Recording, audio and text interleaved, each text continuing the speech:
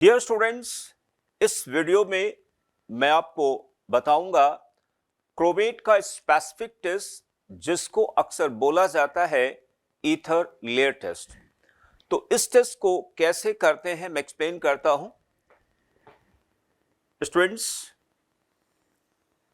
एक test tube ले लिया और सबसे पहले हमने क्या किया कि इसमें ऑर्गेनिक बेस लाइक ईथर या एमाइल अल्कोहल या पेरिडीन को डाल दिया। देखिए, अमाइल अल्कोहल होता है नॉर्मल पेंटाइल अल्कोहल होता है, ठीक है ना। तो स्टूडेंट्स, मान लीजिए इसके बॉटम में यहां पर आ गया क्या, ये आ गया ईथर, ईथर है, या यहां पेरिडीन भी ले सकते हैं, ठीक है ना, pyridine.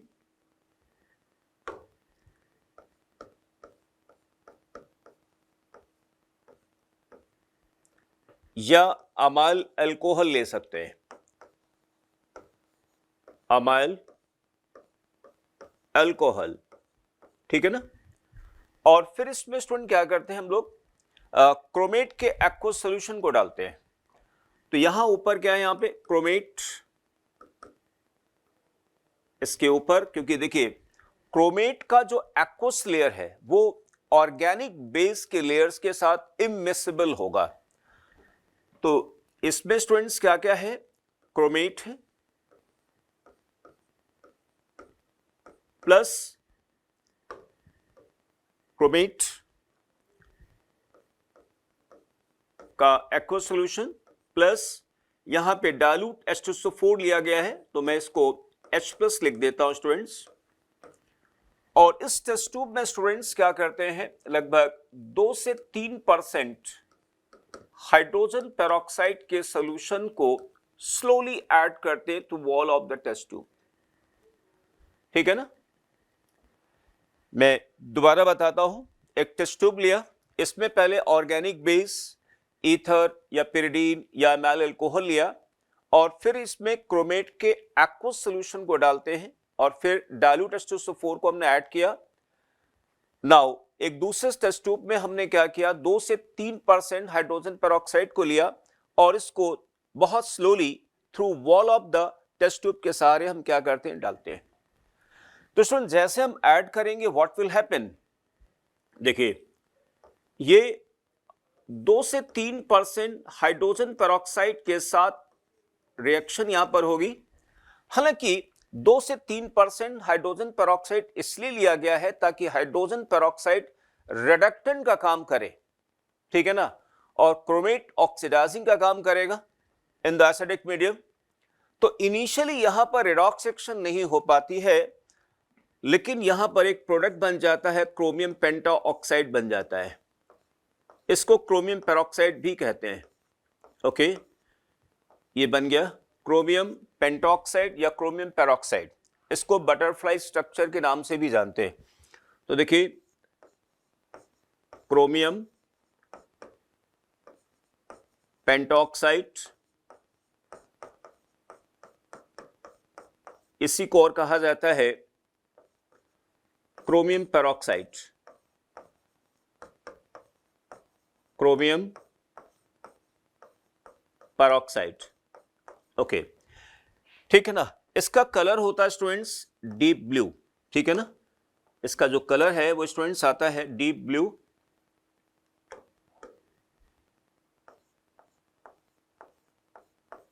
Deep blue.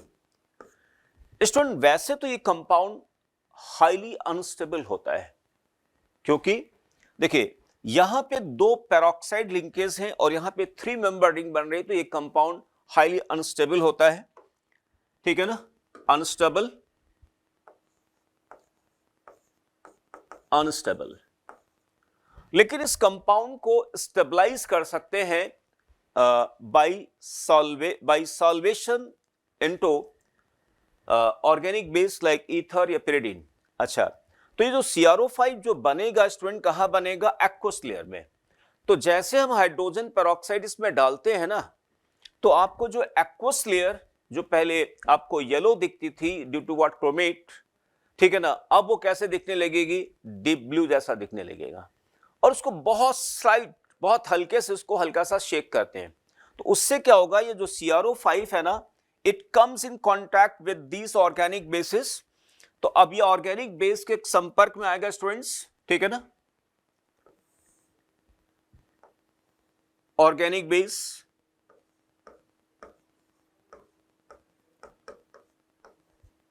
organic bases like pyridine, ether या amyl alcohol, solvate it or stabilize it by complex formation,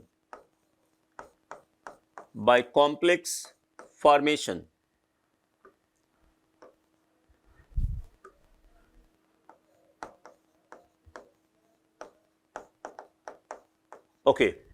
देखिए ये स्टूडेंट्स क्रोमियम पेंटाऑक्साइड आ गया,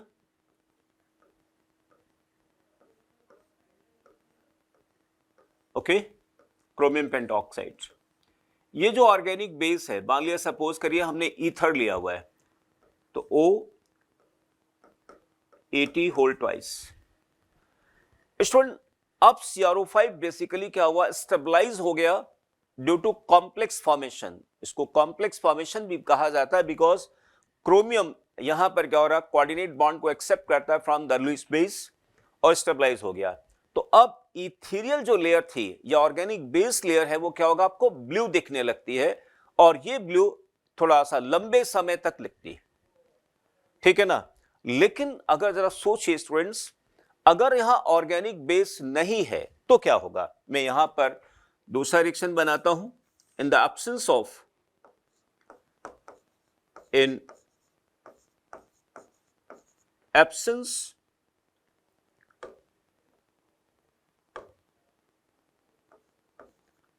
absence of organic base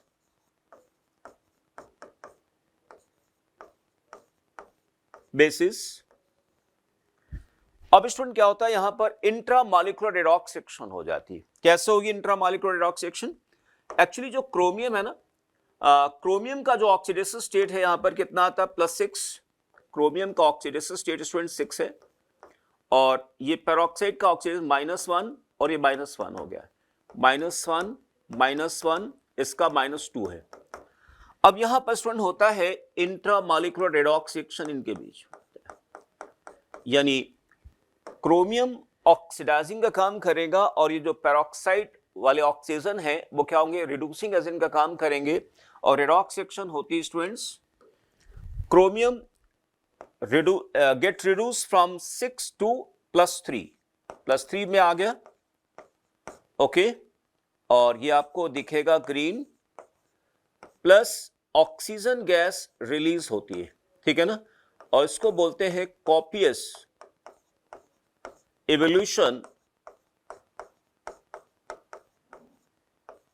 of oxygen। तो स्टूडेंट देखिए, अब मैं इसको एक सिंपल वे में आपको बताता हूं क्या होगा, ठीक। अगर हम ऑर्गेनिक बेस लेते हैं तो पहले यहां पर क्या हुआ, एक्वस लेयर ब्लू दिखेगी, हल्का सा टेस्ट ट्यूब को जब हम शेक करेंगे, CrO5 get solvated through organic base, और डीप ब्लू स्टूडेंट्स परसिस्ट करता है for longer time, okay, deep blue. लेकिन स्टूडेंट अगर मान लिया in the absence of organic basis नहीं है, तो अब इंट्रामॉलिक्यूलर रेडॉक्स रिएक्शन हो जाएगी, और अब इनके बीच क्या होगा बेटा, क्रोमियम जो है वो रिड्यूस हो जाएगा, क्रोमियम जिसमें, और ये ऑक्सीडाइज हो गया ऑक्सीजन में, और इट लुक्स ग्रीन। मैं आपको ग्रीन दिखा देता हूं यहां पे लिखते हुए, ओके, इसको ऐसे लिख देता हूं, ग्रीन, ओके। सो स्टूडेंट ये टेस्ट की फ्रीक्वेंसी जेई मेंस और एडवांस में कई बार रही है, ठीक है ना, it's a very important part. अब मैं इसके एक बार रिएक्शन आपको लिख के बता देता हूं। Reaction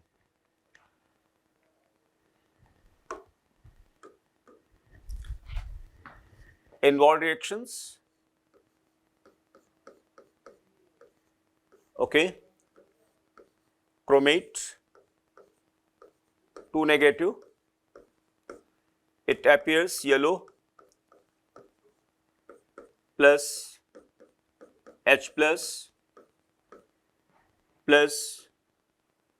2 to 3% hydrogen peroxide. It forms, students, chromium pentoxide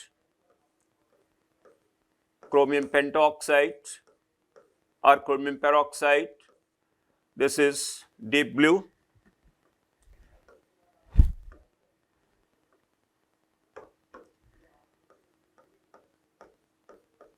Deep blue, okay.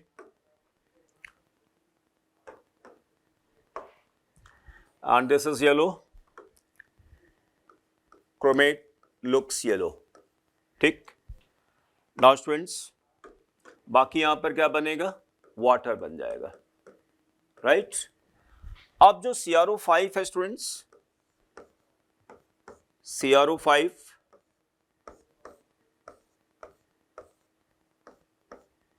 okay, in the presence of acid intramolecular redox reaction होती है स्टूडेंट्स, ओके। इंट्रामॉलिक्यूलर रेडॉक्शन होने पर यहां पर बन जाएगा chromium 3+ aqueous phase plus oxygen gas evolve होता है और बाकी यहां पे वाटर बन जाएगा, ठीक है ना। And it appears green and this is copious evolution of oxygen.